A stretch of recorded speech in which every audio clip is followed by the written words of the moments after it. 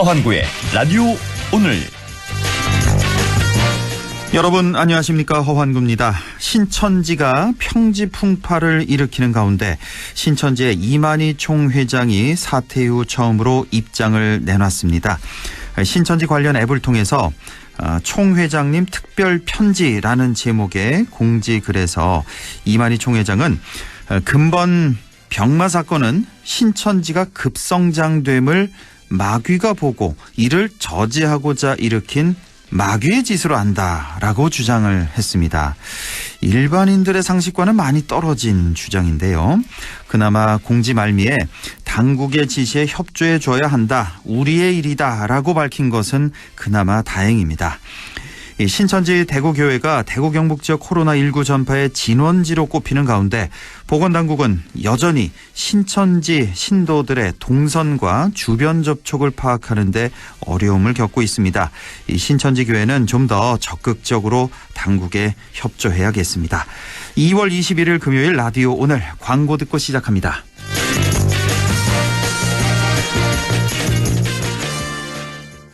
장성규입니다.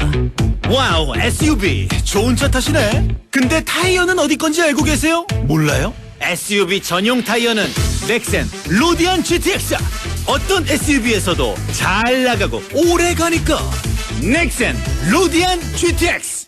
나도 오래 가고 싶당. 사장님, 우리 회사도 검진이지로 바꿔주세요. 이제부터 검진 업무 검진이지, 무료로 쉽지. 검진이지, 검진이지. 직원들도 행복한 게 검진이지, 무료로 쉽지. 편하네. 검진이지. 건강검진 업무가 쉬워지는 무료 솔루션 검진이지. 오래 쓰는 세단기는 뭘까? 오래 쓰는 코팅기는 뭘까? 45년 사무기기 전문가니까 오래 쓰는 사무기기 카피어랜드랍니다. 맑은 공기가 집 안으로 들어오니까 청정, 나쁜 공기를 집 밖으로 내보내니까 환기. 공기청정과 환기를 동시에 하니까 청정환기. 이제 창문 닫고 환기하세요. 청정환기 시스템을 나비앤하우스에서 만나보세요. 스팅어의 다이내믹한 스타일에 반하신 분들도, 스팅어의 프리미엄한 퍼포먼스에 반하신 분들도 1% 스마트 할부와 100만 원 상당의 영상 스트리밍 서비스를 드리는 스팅어만의 스페셜한 혜택에 또 한 번 반하실 겁니다. 지금 홈페이지를 확인하세요. 스팅어. 2월 선수율 10%, 36개월 기준. 네, 라디오 오늘 금요일 순서 시작합니다. 1부 한 주간의 시사 이슈를 진단해보는 시간, 최진봉의 시사포커스 잠시 후에 만나보겠고요. 2부 이슈 오늘에서는 우리나라 최초의 한글 조리서죠, 음식 디미방이 웹툰으로 탄생을 했습니다. 잠시 후 영양군 심영희 문화체험 교육 담당을 연결해서 자세한 얘기 들어보겠습니다. 이어서 어려운 경제 이슈를 알기 쉽게 풀어보는 시간이죠. 경제 요 정도는 알아야 된다. 경제요정 박연미 경제 전문 기자와 함께하겠습니다.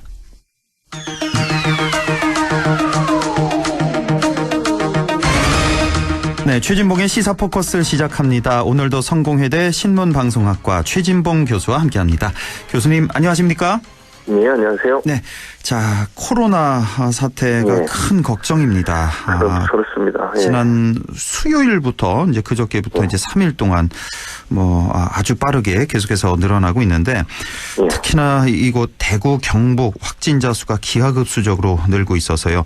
지금 이 방송이 나가는 우리 가 청취권 지역에도 상주, 예천, 문경에서 또 확진자가 나와서 상당히 충격적인데, 자, 우선 신천지 교회 얘기부터 좀 해볼까요, 교수님? 자, 우선 이 신천지 교회, 좀 종교가 좀 궁금한데요. 일단 이단이다, 사이비 종교다라는 것까지는 알고 있는데, 이게 어떤 종교인가요, 신천지 교회가? 일단 그 기존 기독교 그 단체들이나 교회에서 이단 사이비로 규정한 그런 종교 단체고요. 예. 자체적으로 본인들이 모여서 예배를 드리고 하는데, 처음에 이 신천지를 만든 분이 이만희 씨라는 분이에요. 네. 그분의 고향이 청도거든요. 그러니까요. 그래서 이번에 사실은 청도하고 연관이 있게 되는 것인데, 이제 특수하게 이 그 신천지라고 하는 곳이 포교 활동을 하는 걸 보면 철저하게 1대1 포교예요. 1대1 포교. 네, 그렇습니다. 보통 이제 뭐 이런 식이죠. 그 어떤 사람이 설문조사를 요청한다고 얘기하면서 그 사람과 관계를 맺고 그리고 이제 친분을 쌓은 다음에 나중에 교회를 연결을 시키거든요. 그러니까 보통 전도하면 일반 교회들은 이제 바로 얘기하잖아요. 그렇죠. 뭐 교회 얘기도 하고 복음 얘기도 하고 이러는데 이분들은 절대로 그렇게 하지 않습니다. 처음에는 그냥 일반적인 심리 상담하고 심리 그 설문조사 같은 거 한다고 접근해서 하고 그걸 매개로 해서 이제 신분을 쌓고 어느 정도 친해지면 이제 교회로 내려가거든요. 그래서 이제 지금 문제가 되는 게 그래서 이게 복음방이라고 우리 보통 그분들이 부르는 명칭이에요. 예. 이 이제 지역마다 아주 조그만 뭐 연립주택이든 아니면 뭐 오피스텔이든 이런 하나를 거점으로 해서 거기에서 사람들을 만나기도 하고 성역 공부도 가르치고 뭐 이렇게 하거든요. 그러니까 지금 현재 대구에서 그 뭐 1000여 명이 모여서 예배드렸다는 빌딩 말고 곳곳에 이제 또 복음방이라고 조그만 어떤 방들을 마련해서 거기서 또 1대1로 교육을 하기 때문에 그걸 다 파악하기 힘들다는 게 문제고 또 하나는 이제 그 예배드리는 방식인데 잘 아시는 것처럼 요즘 교회들은 전부 이제 의자를 놓고 앉잖아요. 근데 거기는 더 많은 사람이 앉게 만들기 위해서 바닥에 그냥 앉습니다. 그러니까 우리가 깜짝 놀랐어요. 그 화면 보고 굉장히 그렇습니다. 크던데 그 안에 타닥타닥 붙어가지고. 그렇죠. 그러니까 집회 우리가 보통 집회할 때 앉는 그런 형식으로 앉거든요.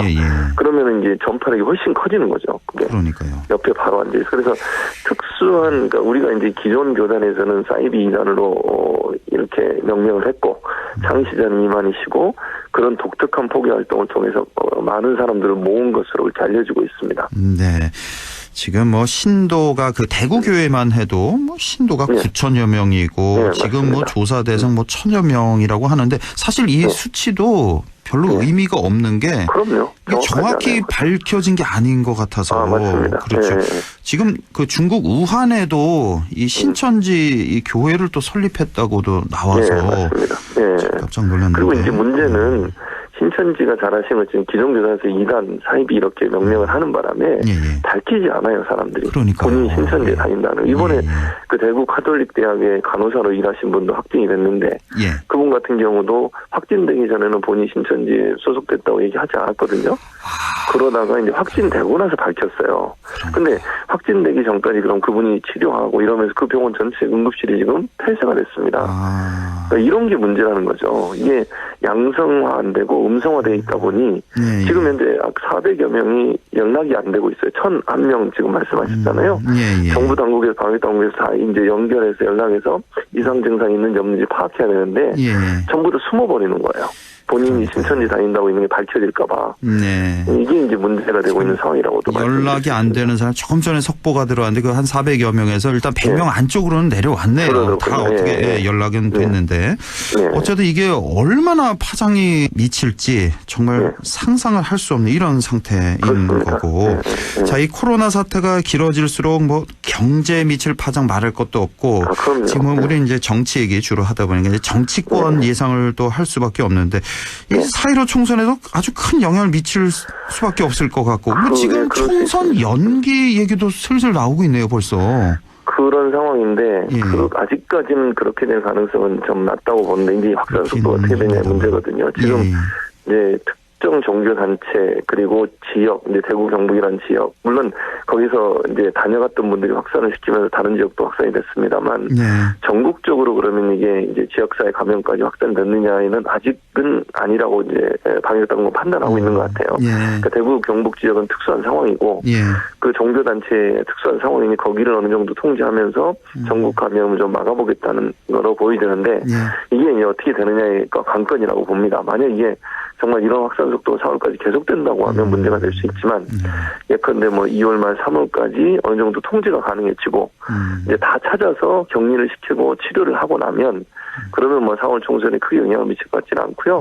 아마도 이제 3월 말쯤까지 이게 계속된다고 하면 그때 한번 논의를 할 수 있겠지만 지금 단계에서 총선을 연기하는 것은 검토되고 있지 않는 것으로 그렇게 알려지고 있습니다. 오늘 뭐 할 얘기가 워낙 많아서 좀 간단하게 좀 이슈에 대해서 짚고 넘어갔으면 좋겠는데요.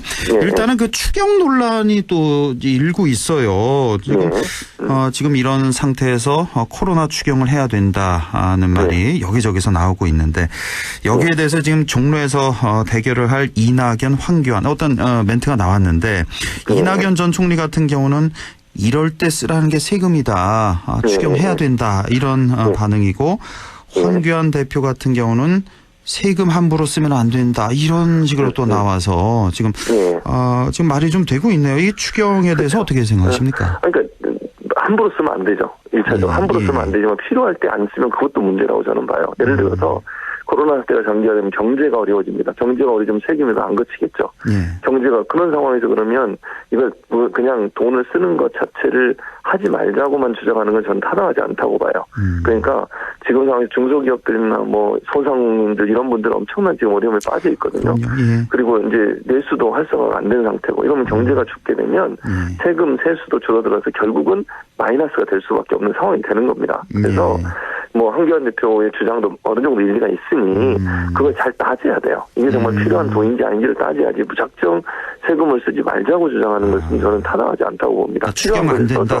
미래통합당 입장에서 추경 안 된다가 아니라 그래 한번 안을 갖고 와봐라. 그래서 꼼꼼히 다 따져보는 거죠. 네, 맞습니다. 이게 총선 추경이냐, 선심성 추경이냐, 아니면 정말 코로나를 위한 추경이냐 이걸 따져봐야 되는 게 미래통합당의 어떤 입장이어야 된다 이런 말씀이시고. 맞습니다. 자, 지금 또 집회 얘기도 나오고 있는데 뭐 광화문이라든지 청계천 등등 뭐 서울에 큰 광장이 많이 있으니까 이곳 집회를 다 지금 금지를 시켰잖아요. 좀 최대한 좀 자제해달라. 그 서울시장도 얘기를 했고 금지를 했는데 근데 지금 태극기 집회는 강행하겠다는 입장이네요. 지금까지.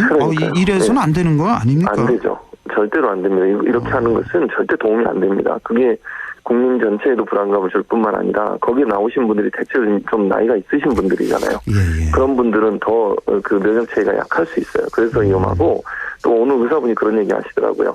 그 외부에 추운 날 오래 노출돼 있으면免疫체계가 더 안 좋아진답니다. 그래서 금방 감염이 될 가능성이 있기 때문에 위험성이 높아지니까 그런 행동을 하시면 안 돼요. 저는 그 집회를 하시는 분들, 주최하시는 분들이 그런 생각을 가지시면 안 된다고 봅니다. 정말 이거는 전 국가적인 문제이고 국민의 안전과 연관된 부분이기 때문에 지금 당장 집회 안 한다고 문제가 있는 거 아니잖아요. 우선적으로 거기 참석하신 분의 건강을 생각해서라도 당분간은 집회를 삼가하시는 게 좋지 않을까 이렇게 생각합니다. 자, 지금 이제 총선이 다가오면서 이제 야권에서는 이제 정부 여당을 비판하는 목소리가 점점 높아지고 있습니다. 어느 정도 그건 뭐 이해를 하는데 지금 심재철 원내대표 같은 경우는 이제 탄핵을 연일 주장을 하고 있습니다. 총선에서 이기면 문재인 대통령 탄핵을 추진하겠다.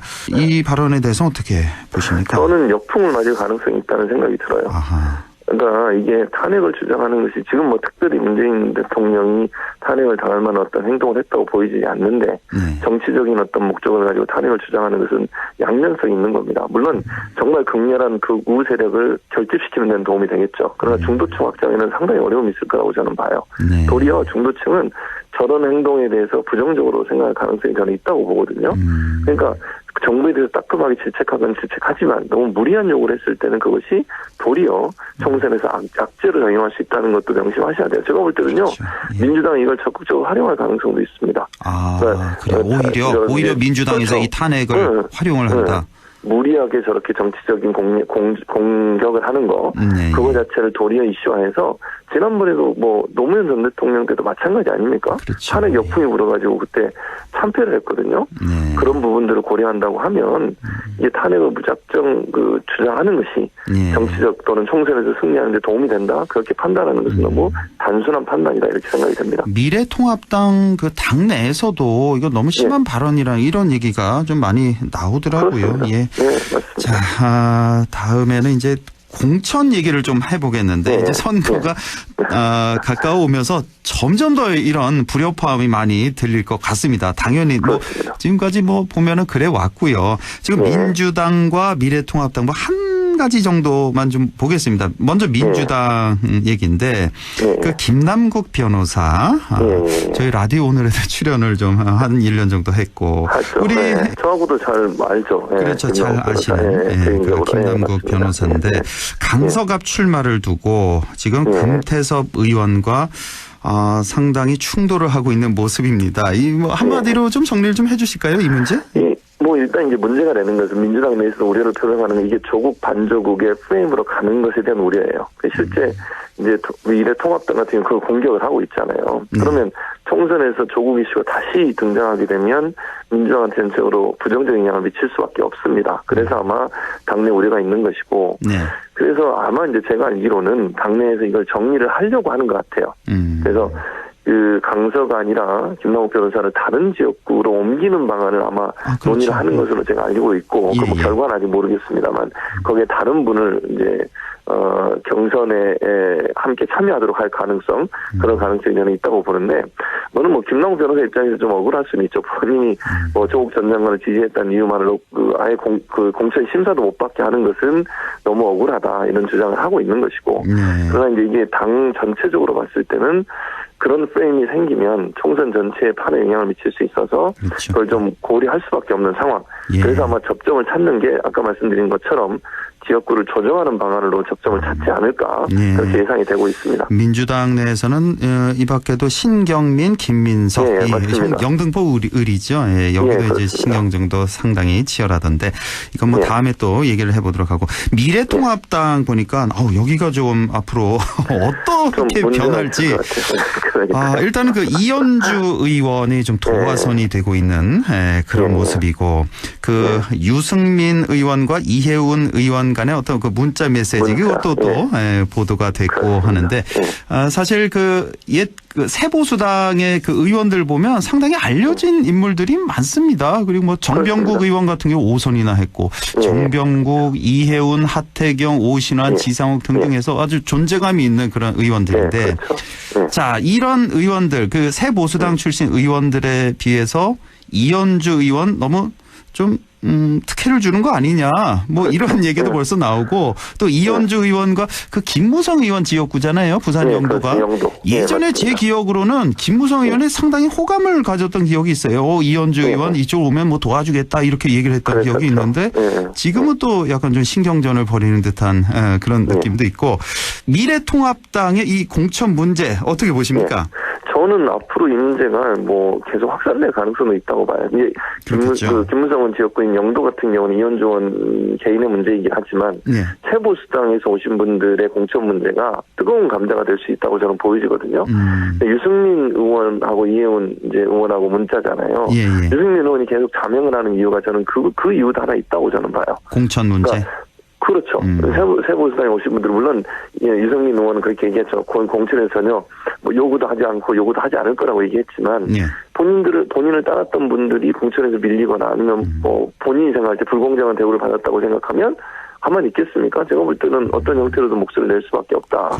그래서 저는 공식 행사에 나오지 않는다고 봐요. 그게 무언의 압력이고 시위라고 저는 보여지는데, 이 문제가 제대로 정리가 안 되면 유승민 의원과 새보수당에서 오신 분들이 또 다른 어떤 행동을 할 가능성도 저는 있다고 보여져요. 그래서 이게 이제 하나의 폭탄으로 남아있는 상태다, 이렇게 보여지고, 이현주 의원 지역구 같은 경우, 이현주 의원의 공천 문제는 김영우 위원장이 이제 그걸 완전 뉘앙스, 뭐 명확하게 얘기 안 했어요. 뉘앙스를 뭐 전략공천을 할 것처럼 말씀을 하시는 바람에 논란이 됐거든요. 근데 이거는 김무성 의원이 그 지역구에 지금 현역 의원이고, 또 본인을 지지하는 조직이 있지 않겠습니까?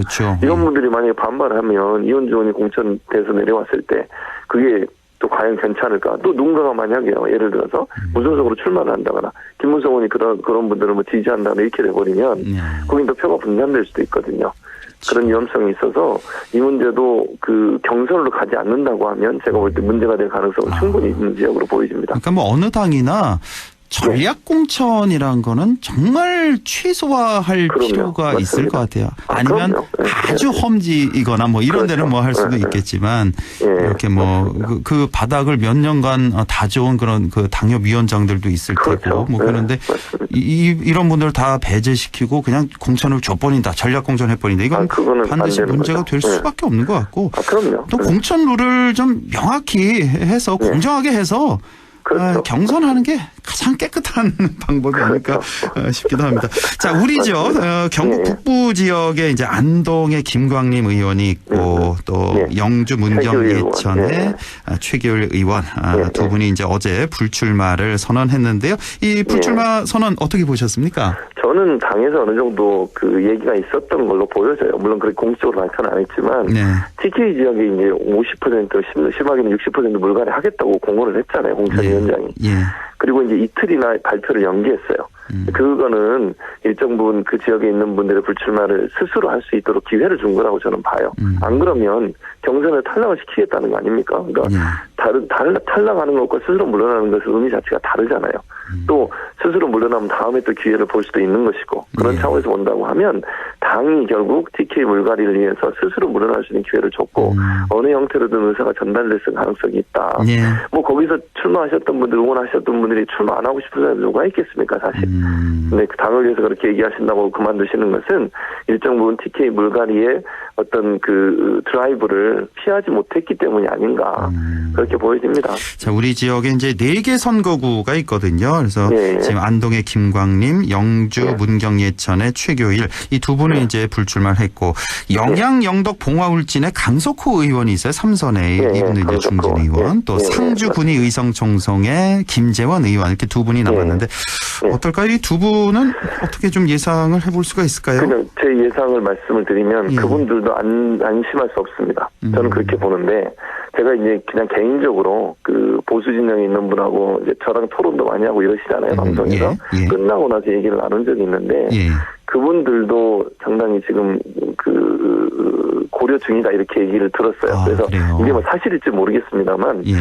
쉽지만은 않을 거다. 그러니까 뭐 예를 들면 공천이 쉽게 될 가능성은 저는 낮지 않을까 하더라도 경선을 할 것 같고요. 네. 뭐 또 뭐 아까 말씀드린 TK 지역의 어떤 물갈이 이런 부분에 어떤 이제 영향을 받을 가능성도 있어서 안심할 수 있는 지역은 아니라고 제가 생각이 들고 두 분도 중진이시잖아요. 또 중요한 그렇죠. 일도 있었고 그런데 예.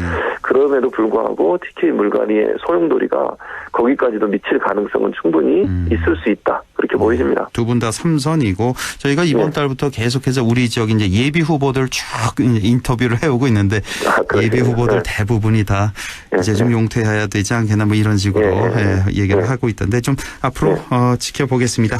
자, 오늘도 성공회대 최진봉 교수와 함께했습니다. 교수님 고맙습니다. 네, 감사합니다. 네, 라디오 오늘 잠시 후 2부에서 뵙겠습니다.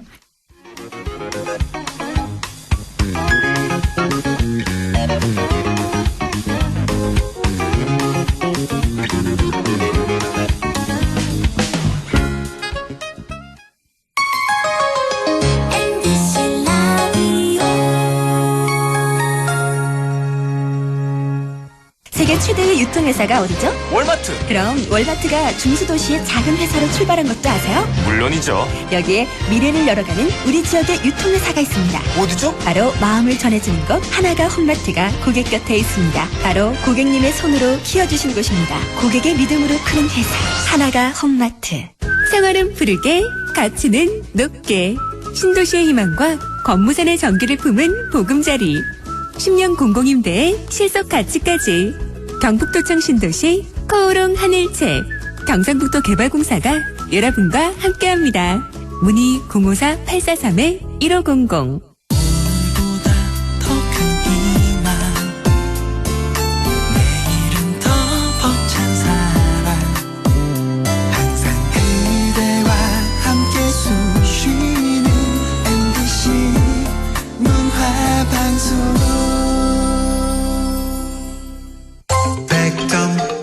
MBC 라디오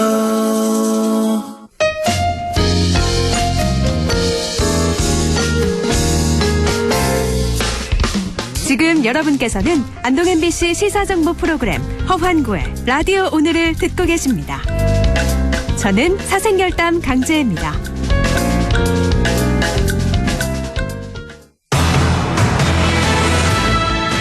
네, 6시 29분 19초 지나고 있습니다. 이슈 오늘 시작하죠. 우리나라 최초의 한글 조리서죠. 음식 디미방이 웹툰으로 탄생했습니다. 보름달 식당이라는 제목의 웹툰인데요. 영양군 심영희 문화체험 교육 담당을 연결해서 자세한 얘기 들어보겠습니다. 심영희 계장님 안녕하십니까? 네, 안녕하십니까? 예, 우리나라 첫 번째 한글 요리서 음식 디미방을 웹툰으로 만들겠다. 이 보름달 식당이라는 제목인데, 자, 우선 이 음식 디미방에 대해서 뭐 많이들 아시겠지만 소개를 좀 간략히 해주시죠.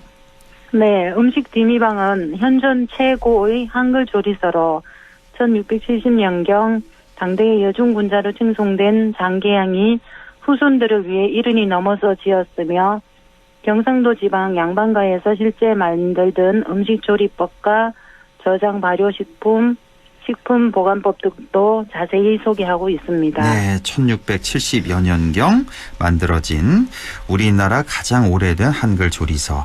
자, 조선시대에 쓰인 책이 지금 다시 이렇게 웹툰의 소재로 주목받은 이유가 뭘까요?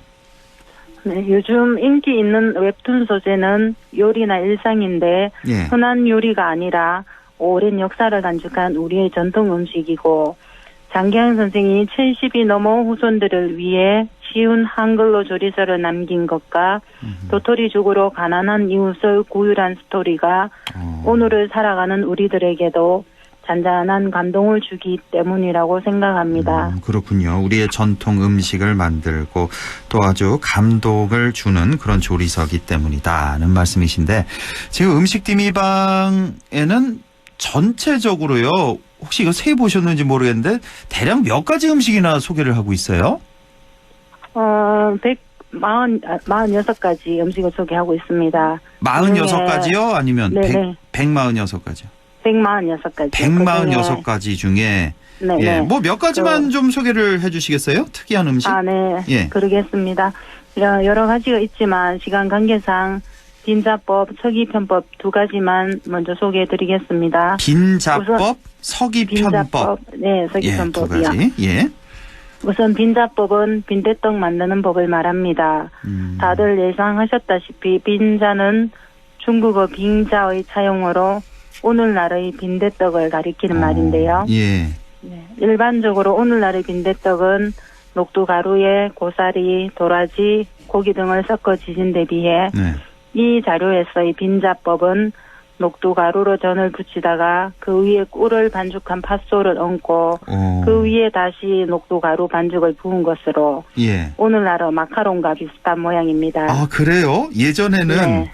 그러니까 지금은 이제 녹두가루에다 뭐 고사리, 도라지, 고기 이런 걸 넣는데 네. 예전에는 팥소를 넣었다고요? 꿀을 반죽한 팥소. 지금의 마카롱과 비슷하게 이렇게 만들었다. 네, 맞습니다. 오, 네. 그렇군요. 또 서기편법은요? 서기편법은 맵쌀과 찹쌀을 함께 섞어 가루로 만들고 서기버섯을 잘게 부숴 반죽한 후 자설 잘게 갈아 기름기를 빼고 고명으로 얹은 것으로 네. 음식 디미방 요리 중 가장 비싼 재료가 들어간 것이라 할 수 있습니다. 오, 그래요. 서기버섯이라는 게 있나 봐요? 저는 이거 처음 들어보는데. 서기버섯이 굉장히 동전 크기만큼 자라는데 뭐 10년이 걸린다 할 정도로 그래요? 그 높은 바위산이나 뭐 이런 데 올라가야만 채취가 가능한 것으로 알고 있습니다. 아, 그렇군요. 석이버섯이라는 게 있고 혹시 드셔보셨어요? 석이버섯? 네, 먹어봤습니다. 드셔보셨어요? 그렇군요. 예, 이렇게 빈자법, 서기편법 두 가지를 소개를 해주셨고, 웹툰이라는 게 그러니까 뭐 인터넷으로 볼 수 있는 만화잖아요. 이 웹툰으로 만들어졌다는 보름달 식당, 이건 어떤 작품입니까? 보름달이 뜨면 나타나는 포장마차를 찾은 손님들이 음식 디미방에서 소개된 음식들에 힘입어 마음의 평화를 찾고 다시 현실로 돌아가는 이야기들로 구성돼 있어 바쁘고 고된 하루하루를 살아가는 현대인들을 위로해주는 웹툰입니다. 보름달 식당이 그러니까 포장마차군요. 예, 네, 여기서는 맞습니다. 예. 네. 자, 이 작품에서는 음식 DB방에 있는 음식들 어떤 방식으로 소개하고 있죠? 음식 디미방 잡채 외에 11가지 음식이 나오는데 예. 행정기관 주도로 제작된 웹툰은 구독자들의 관심을 끌기 어렵다는 인식하에 만드는 방법을 설명하는 방식이 아니라 네. 진행되는 이야기 속에서 자연스럽게 언급되는 방식을 취했습니다. 아, 그렇군요. 11가지 음식이 나오는.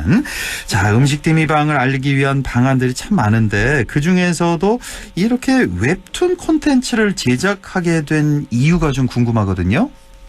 네, 현재 음식 디미방을 소재로 영양군이 운영하는 관광시설인 장기학문화체험교육은 체험객의 70% 정도가 50대 이상입니다. 예. 따라서 젊은 관광객 유치를 위해 10대와 20대들이 많이 구독하는 웹툰으로 다양한 홍보 전략을 모색한 것입니다. 예, 10대, 20대들을 공략하기 위해서 이렇게 웹툰으로 만드셨는데, 맞습니다. 예, 이 음식 디미방 홍보를 위한 콘텐츠로 웹툰 말고요. 또 다른 것도 만드셨다고요? 네. 동시대 인물인 허난설련 신사임당에 비해 당시 시대적 상황으로 훨씬 적게 조명된 장계양을 알리기 위해 2019년도에는 여중군자 장계양 다큐멘터리도 제작하였습니다. 아, 그래요? 작년에 다큐멘터리도 네. 제작하시고 올해는 또 웹툰 제작을 하시고, 자, 지금까지는 장계양 선생이 쓴 책에 많이 주목해서 이제 대화를 나눠봤는데, 그 장계양 선생의 그 삶 자체를 재조명하는 요즘 분위기가 있습니다. 영양군에는. 네, 먼저 맞습니다. 장계양 선생이 어떤 분이신지 좀 소개를 해주세요. 네, 선조 31년 경북 안동 금계리에서 태어나 숙종 6년 83세를 일기로 경북 영양 속보에서 타계하셨고 만년의 셋째 아들 가람 이현일이 사원부 대사원에 올라 정부인 장씨로 불리다가 2002년 석계종택 위패에서 장계양이란 이름을 발견하였는데요. 예.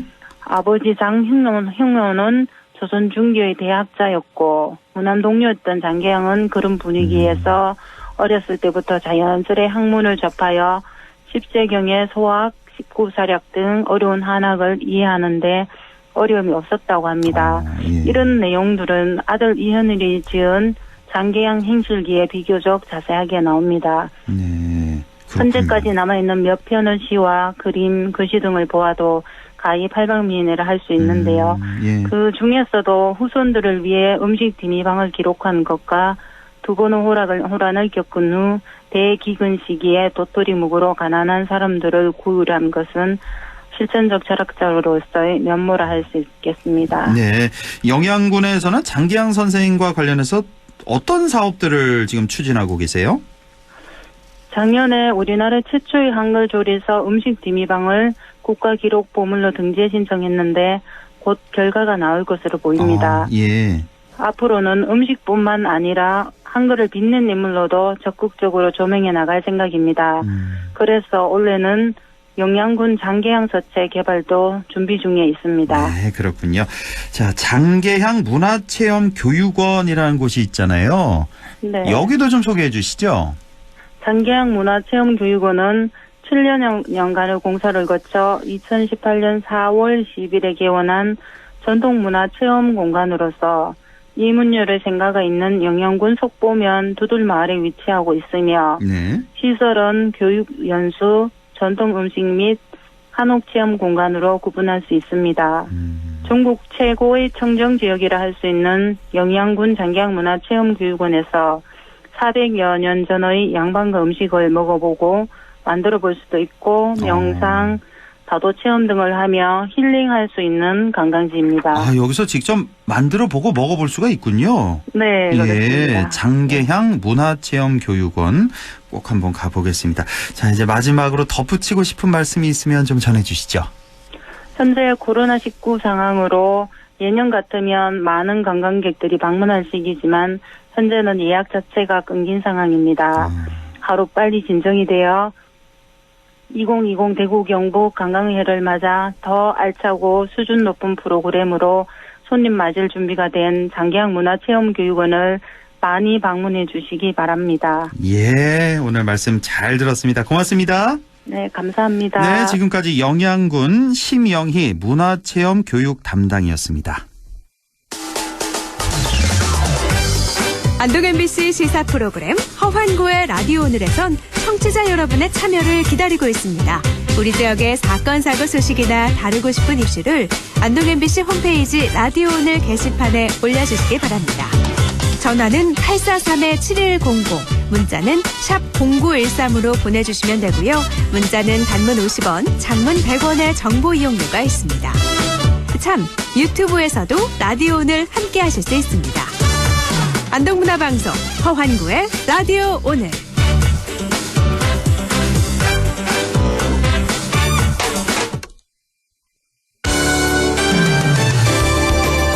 네, 경제 요 정도는 알아야 한다. 경제 요정 박연미 경제 전문 기자 만나보겠습니다. 안녕하십니까? 안녕하세요. 예, 자 코로나19 조금 전 5시에 또 발표를 했죠. 요즘 보면 오전 10시, 오후 5시 2번 공식적으로 발표를 하던데 확진자가 오늘만 100명이 꼭 늘어서 204명이고 네. 지금 뭐 확진자가 발생이 안 한 곳이 지금 강원도 한 곳 정도인 것 같아요. 네, 전국에 거의 걸쳐서 전국 단위죠. 이제. 그렇습니다. 예, 지금 말씀하신 것처럼 예. 오전 기준, 오후 기준으로 속속 환자가 늘어나고 있는데 예. 방송을 시작하기 직전에 광주 확진자와 대구에 동행했던 의심 환자가 추가로 4분이 확진이 됐다 이런 속보가 나왔거든요. 그러니까요. 예. 지난주에 아마 기억하실 텐데 저하고 통화를 하시면서 예. 여기는 아직 상황이 괜찮습니다라고 말씀을 해주셔서 서울 분들이 부러워하셨어요. 그렇습니다. 예. 그런데 참 이게 예기치 못한 상황이 벌어져서 정말 안타까운데요. 예. 지금 말씀하신 것처럼 오후 4시 기준으로는 204명 그리고 추가 의심 환자 확진되신 분들까지 포함하면 그 숫자가 더 늘어날 것으로 보이는데요. 예. 지금 아무래도 대구 상황이 가장 심각하고요. 예. 6회공에서 각각 그 감염된 확진자가 군에서 나왔다는 것도 정말 걱정거리인데 예, 예. 청와대 101 경비단이라고 청와대 경내외를 경비하는 그 경찰청 산하의 조직이 있는데요. 예, 예. 여기에서 일부 경찰관이 코로나 확진자하고 같은 병원을 다닌 것으로 확인이 돼서 예. 이분들에 대한 검사도 진행되고 있습니다. 그렇군요. 예, 청와대도 지금 또 안심할 수 없는 이런 상황까지 왔습니다. 지금 뭐 코로나19에 대해서 할 얘기가 정말 많습니다만 네. 이 코너 이제 경제 코너니까 경제 문제에 좀 초점을 맞춰서 얘기를 해보겠습니다. 박연미 기자나 뭐 전화하는 일이 방송이어서 아직까지는 하는 일에는 영향은 없는데 지금 자영업자들 소상공인 중소기업 너무너무나 힘들 것 같습니다. 지금 대구 같은 경우는 외출 자제령까지 나와서 소비 위축이 더 가속화될 것 같은데요. 이거 참 큰일이네요. 경제가. 네, 아무래도 영세 상인들 특히 음식점, 도소매업 이런 것들 하시는 분들이 참 힘든 상황에 놓이실 것으로 보이는데 예. 집단 발병에 대응하기 위해서 대구시장이 대구 시민들에게 외출을 자제해달라고 요청을 했습니다. 네. 그리고 전국 처음으로 유치원과 초중고 개학을 다음 달 9일로 일주일 미뤘는데요. 대구시 자체적으로 코로나19에 대한 대응 수준을 심각 단계로 격상해 총력 대응한다는 방침인데 네. 한마디로 확진자가 너무 많기 때문에 동선 파악 자체가 의미가 없으니 웬만하면 집 밖으로 나오지 마세요 이런 얘기여서 예. 그러면 가뜩이나 소비 심리가 위축돼 있는데 뭐 쇼핑을 하겠습니까? 식사를 하겠습니까? 네. 그러면 그쪽 업종들이 다 어려워질 거고요. 그러니까. 온라인을 통해서 소비를 한다고 하지만 사실 아주 근본적으로 본격적인 소비는 사람과 사람이 만날 때 이루어지잖아요. 그렇죠. 예. 네, 지금 상당 기간 이런 분위기가 좀 지속되지 않을까 싶어서 걱정스럽습니다. 그러게요. 그 외 며칠 전이었죠. 문재인 대통령이 시장을 방문했는데 그 반찬 가게 아주머니인가요? 그 문 대통령에게 요즘 경기 거지 같다 그래가지고 그 좀 논란이 네. 됐었잖아요. 근데 그 마음이 이해가 갑니다. 얼마나 절박했으면 예. 대통령이 앞에 있는데 그런 표현까지 썼을까. 뭐 예. 거친 표현인데 예, 그만큼 이 상인들이 느끼는 그 마음이 조급하다, 절박하다 예, 이렇게 예. 이해할 여지도 또 있는 거죠. 그렇습니다. 네. 예. 자, 이렇게 되자 해외 기관들, 뭐 신용평가사라든지 국내외 연구기관들 계속해서 우리 경제 성장률이 앞으로 상당히 좀 떨어질 것 같다 이런 예상치를 내놓는데 대부분 좀 1%대 정도로 좀 낮추는 분위기인데요. 어떤 신용평가사인가요? 그 최악의 경우에는 0%대까지도 떨어질 수도 있다. 뭐 이런 평가 예상이 나왔네요. 네, 지금 말씀하신 그 세계적인 신용평가 회사 무디스의 경우에는 작년에 우리나라의 올해 성장률 전망치를 2.1%로 봤는데요. 예. 코로나19 사태에 따라서 한 1.9%까지 내려갈 것 같다. 스탠다드 앤 푸어스는 올해 성장률 전망치를 종전 2.1에서 1.6% 정도로 확 내려잡았는데 예. 말씀하신 그 회사는 신용평가기관은 아니고요. 일본계 증권사입니다. 아, 노무라 증권사. 증권이라는 회사인데 예. 세 가지 시나리오 중에서 만약에 최악의 시나리오로 이번 코로나19 사태가 조기에 정리되지 않고 반년 이상 간다고 치면 한국의 올해 성장률이 연간 0.5% 수준에 그칠 수 있다. 이런 전망을 내놨는데요. 예. 다만 한 가지 감안하고 보셔야 할 점은 노무라 증권의 경우에는 항상 한국 경제에 대해서 가장 비관적인 시나리오를 전망하는 회사거든요. 그렇습니까? 예, 과거에 그 세계 금융위기나 그 전에 있었던 여러 가지 한국 경제의 이상 징후가 있을 때 내외 기관을 통틀어서 항상 가장 낮은 전망치를 내놓는 기관이라는 점은 감안하시고 들어주시면 좋겠습니다. 그렇군요. 예. 자, 상황이 이렇자 정부가 이제 특단의 대책을 내놓겠다면서 추경 가능성 내비쳤고 뭐 이곳저곳에서 추경 필요하다는 그 얘기가 좀 들려오는 것 같은데요. 어떻습니까? 그 미래통합당에서는 그 황교안 대표가 뭐 세금 뭐 조심해서 아껴서 잘 써야 된다 뭐 이런 식으로 얘기를 했네요. 발언을. 네, 뭐 원론적으로 세금 아껴서 잘 써야 한다는 그 대원칙에 뭐 공감하지 않는 사람이 어디 있겠습니까? 그렇습니다. 그리고 추경이라는 게 추가 경정 예산이니까 본 예산으로 모자라는 돈을 얹어서 쓰는 예산이거든요. 예. 근데 사실 정부가 이걸 하자 이렇게 나온 입장은 아니었고 정부는 그동안 좀 보수적인 입장이었어요. 아직까지는 연초에 해당하는 시기이고 올해 예산이 513조 원이고 수조 원에 달하는 예비비, 정부의 비상금도 있으니 예산을 통해 커버할 수 있다 이런 입장이었는데 아무래도 총선을 앞두고 있다 보니까 여당, 더불어민주당 안에서 추경 편성을 통해서 조기에 어려운 지역들을 좀 도와야 한다 이런 의견이 좀 나오고 있는 것 같습니다. 네. 해서 이낙연 그 더불어민주당 선대본부장이 이제 추경에 대한 언급을 직접적으로 하기도 했고요. 기획재정부의 분위기도 추경에 대해서는 전혀 검토 안 한다에서 필요한 조치가 있다면 가용한 모든 자원을 고려해 보겠다로 좀 돌아선 것 같습니다. 네, 그렇군요. 자, 어제 부동산 시장 규제책이 추가로 나왔는데 뭐 간단히만 좀 정리해 주실까요? 크게 봐서. 정부가 19번째 부동산 정책을 내놨는데요. 수도권 풍선 효과를 잡자는 거예요. 서울을 잡았더니 수원, 영통, 권선, 장항, 안양의 만안구, 의왕시 이런 곳을 조정 대상 지역으로 추가해야 될 만큼 집값이 뛰었다는 건데 상황이 좀 여의치가 않습니다. 작년 말에 6억 원이 안 돼서 분양됐던 의왕시의 아파트가 최근 들어서 12억 원 가까이 되는 높은 금액의 거래가 됐거든요. 너무하네요. 석 달 사이에 거의 뭐 이게 짧게 보면 2달 만에 집값이 2배로 뛰었다. 6억 원 벌었다. 이런 얘기니까요.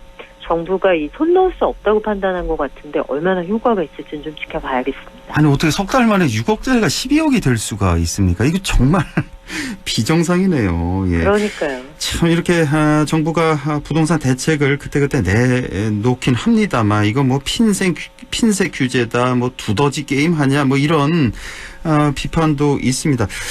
자, 이런 것보다는요 좀 근본적인 이 투기 심리를 잡는 대책이 나와야 되지 않겠습니까? 이 부동산 대책에 대해서 좀 하실 말씀이 좀 있을 것 같아요. 우리 박연미 기자가.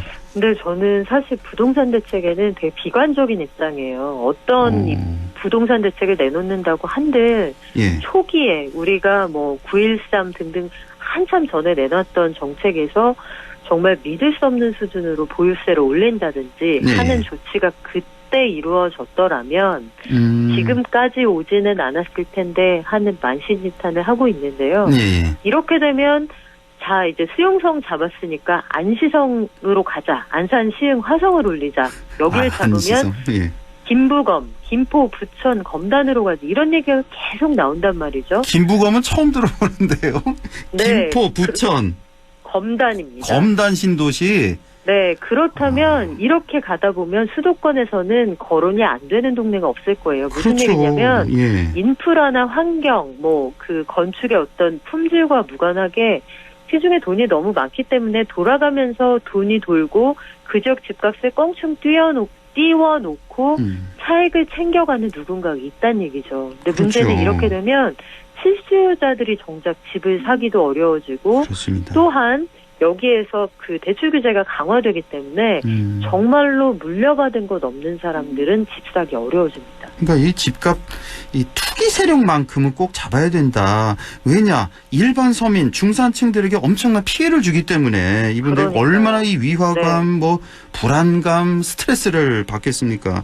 더구나 또 지방 부동산은 경기가 꺼지고 있는 마당이어서 예. 이런 대화조차도 그 지방에 계신 분들 중에는 그렇죠. 그 좀 편치 않게 들리신 분들도 많이 계실 거예요. 예, 저희가 이제 수요일에 부동산 코너가 있는데 이 집값 얘기를 자주 하게 되는데 마음이 편치가 않습니다. 듣는 분들도 네, 맞습니다. 기분이 좀 별로 안 좋을 것 같은데 시간이 1분 딱 남았는데 제가 좀 근본적으로 좀 궁금한 게 이 국토부에 이 전문가들 다 모여 있을 거 아니에요, 그 관료들. 네.